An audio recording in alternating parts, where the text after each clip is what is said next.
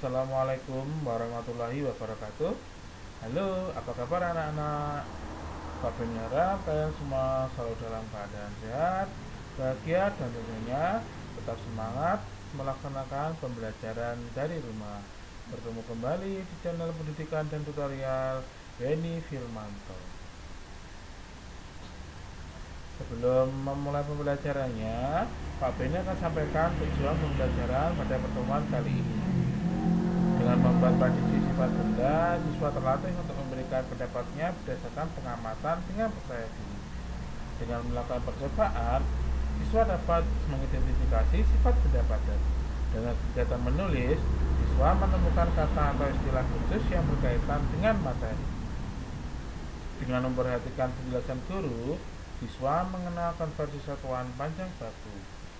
Dengan memecahkan soal cerita yang berkaitan dengan jarak, siswa dapat menggunakan pengetahuan yang dimiliki untuk menyelesaikan masalah sehari-hari dengan benar. Nah, itu adalah tujuan pembelajaran kita pada kali ini.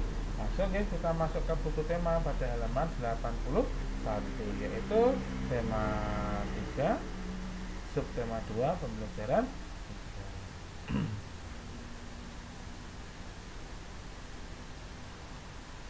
Yuk diamati, kita baca bersama-sama ya. Salah satu wujud benda antara lain adalah padat. Nah, masih ingat ya pelajaran yang lalu pada pembelajaran 1 dan 2, bentuk-bentuk benda itu ada benda padat, cair, dan gas. Bahan-bahan pembentuk benda antara lain dari kayu, kemudian logam, kaca, karet, dan sebagainya. Nah, itu adalah bahan-bahan pembuat dari benda. Nah, sekarang yang kita pelajari adalah benda padat. Oh ya, dalam percobaan yang kemarin tentunya kalian masih ingat ya, tujuannya adalah untuk mencari volume.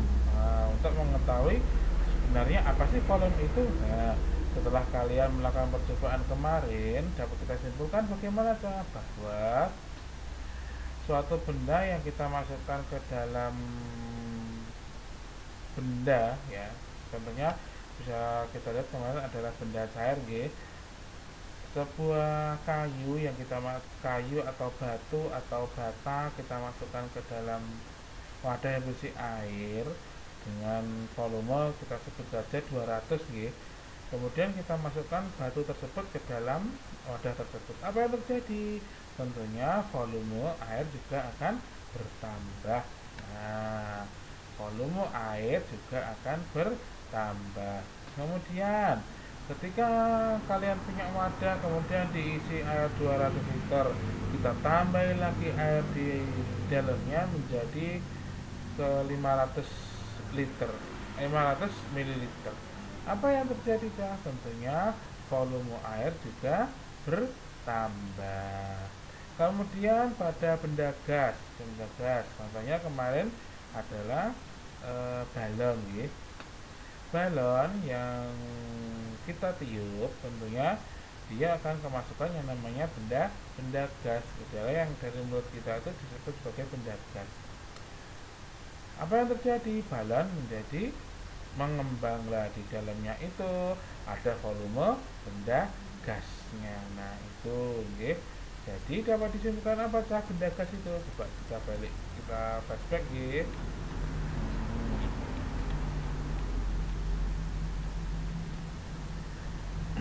Apa volume itu? Adalah benda-benda yang menempati ruang. Nah, ukuran ditempati oleh suatu benda, ukuran ruang yang ditempati oleh suatu benda disebut volume. Nah, ukuran ruang yang ditempati oleh suatu benda disebut sebagai volume. Jadi volume itu bukan bendanya, tetapi ukuran ruangnya yang ditempati oleh suatu benda disebut sebagai volume. Nah, artinya jika benda itu kecil berarti volumenya kecil, jika benda itu besar maka volumenya juga besar. Oke, masih ingat ya kemarin? Nah, seperti ini contohnya. Ini volumenya tentunya pada gambar A itu volumenya besar, tapi dalam gambar B volumenya kecil karena ukuran wadahnya pun sudah berbeda. Oke. Jadi itu guys kesimpulannya dari kegiatan kita kemarin. Terima kasih Pak Beni sampaikan kepada kalian semua yang sudah mau berusaha untuk belajar mengetahui apa itu yang dinamakan sebagai volume. Ingat ya, volume itu adalah ukuran ruang yang ditempati oleh suatu benda. Nah, itu namanya volume. Sedangkan massa itu adalah banyaknya bahan penyusun dari benda tersebut. Banyaknya bahan penyusun yang terdapat pada benda disebut sebagai massa. Contohnya di sini dapat kita lihat bahwa bola basket dan bola sepak. Bola basket karena penyusun massanya lebih besar daripada bola sepak, maka bola basket lebih besar massanya daripada bola sepak. Seperti itu, guys. Jadi itu ada perbedaan massa dan volume. Massa adalah banyaknya bahan penyusun yang terdapat pada benda, sedangkan volume adalah ukuran ruang yang ditempati oleh benda. Oke. Nah, itu sudah dikerjakan nih kemarin. Ukuran ruang yang ditempati oleh suatu benda namanya volume. Oke. Lanjut nih. Lanjut. Salah satu wujud benda antara lain adalah padat. Banyak contoh benda padat di sekitarmu. Batu, pensil, dan kursi merupakan benda padat. Apalagi dia selain ini? Tentunya ada lemari, kemudian buku juga padat loh. Buku, HP, dan sebagainya. Mengapa benda-benda tersebut digolongkan sebagai benda padat? Yuk cari tahu sifat benda padat tersebut. Lakukanlah pengamatan sebagai berikut.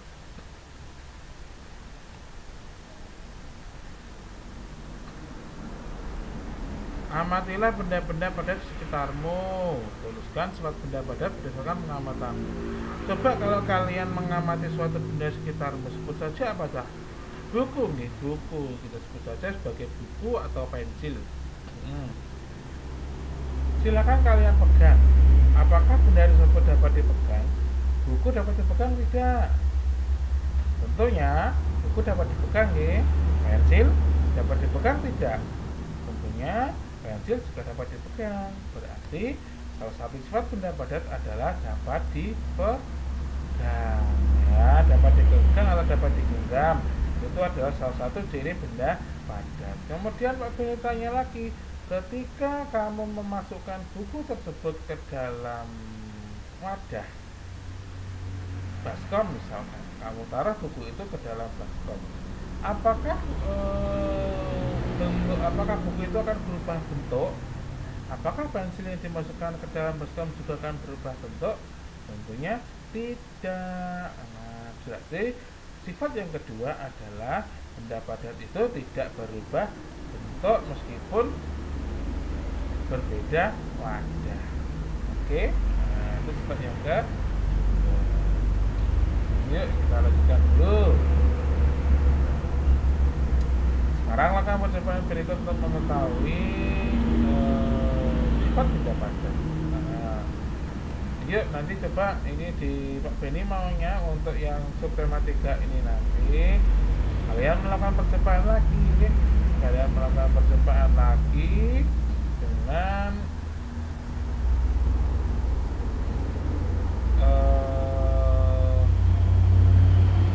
membuat video singkat saja ya tentang mengetahui sifat benda padat ini. Yang disiapkan hanya ember, gelas, dan kantong plastik.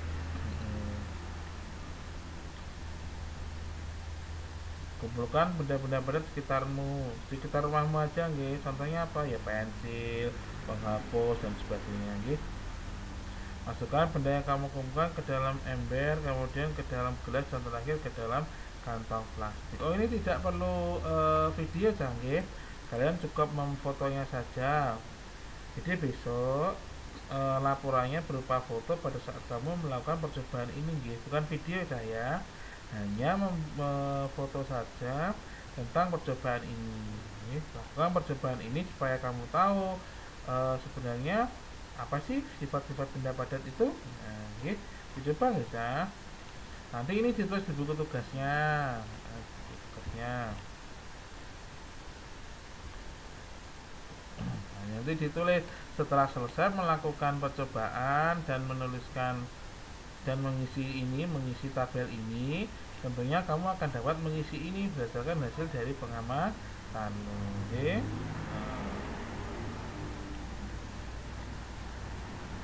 Yuk, ayo berlatih, lanjut.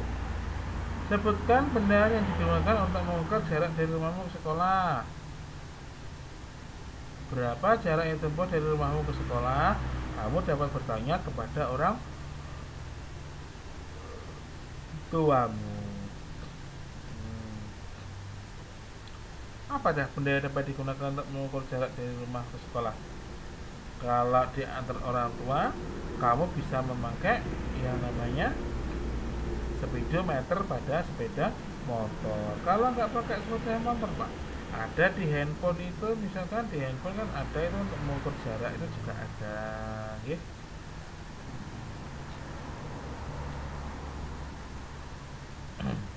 Rumah Dayu berjarak 6 km dari sekolah. Jarak dari sekolah ke pasar 7 km. Berapa jarak yang ditempuh Dayu dari rumah ke pasar? Nah, ini rumah Dayu ke sekolah 6 meter, sekolah ke pasar 7 meter. Jarak tempuh Dayu berapa? Ya tinggal dijumlahkan saja. 6 ditambah 6 km tambah 7 km sama dengan 13 km. Seperti itu nih, mudah sekali nih. Silakan kalian mencoba untuk mengerjakan ini dah, ditulis di buku tugas ya. Halaman ini berapa ini? 84 sampai dengan 86, 1 sampai 5 saja. Hati-hati dengan satuannya nggih, hati-hati sekali lagi Pak Beni sampaikan, hati-hati dengan satuannya. Balik ke nomor 4 ini contohnya. Ada kilometer dan meter. Di sini ditanya adalah berapa kilometer. Artinya kamu harus merubah 50.000 meter menjadi kilometer. Bagaimana kemarin? 1 kilometer sama dengan berapa meter? 1000, betul. 1 kilometer sama dengan 1000 meter. Kalau 50.000 meter berarti 50 kilometer. Nah, nanti tinggal dikurangi saja. Oke. Jangan lupa ketika mengerjakan soal cerita wajib menggunakan ditanya, diketahui, ditanya dan dijawab. Oke, paham? Masih ingat nggih? Kelas 2 yang kemarin masih luar biasa. Nah, dari Pak Beni itu saja nggak? Ya. Dari Pak Beni saja kita. Nanti silakan untuk SPDP-nya kalian nyanyikan sendiri nggih. Nanti jika memang ada waktu akan Pak Beni buatkan video tentang berlatih bernyanyi ini nggih. Pak Beni ingatkan untuk selalu patuhi protokol kesehatan nggih. Jaga jarak, kemudian pakai masker, cuci tangan pakai sabun dan air mengalir. Dan jangan lupa selalu berdoa. Belajar setiap hari, selesaikan dulu tanggung jawabmu, baru kamu boleh bermain. Jangan lupa untuk selalu melakukan hal-hal yang baik, berbuat kebaikan setiap hari, setiap saat, dan setiap waktu. Oke. Jadi Pak Beni cukup sekian, dan terima kasih sudah menonton video ini. Jangan lupa di subscribe ya. Pak Beni akhiri, wassalamualaikum warahmatullahi wabarakatuh.